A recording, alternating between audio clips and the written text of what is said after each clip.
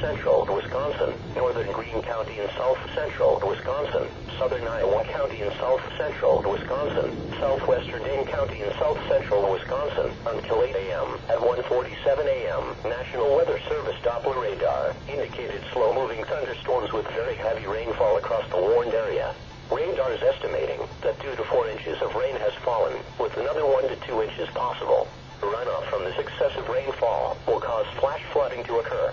Some locations that will experience flooding include Dodgeville, Mineral Point, Mount Horeb, Belleville, Blanchardville, Governor Dodge State Park, Mineral Point Airport, Monticello, New Glarus, and Yellowstone Lake State Park.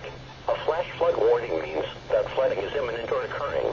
Residents living along streams and creeks should take immediate precautions to protect life and property.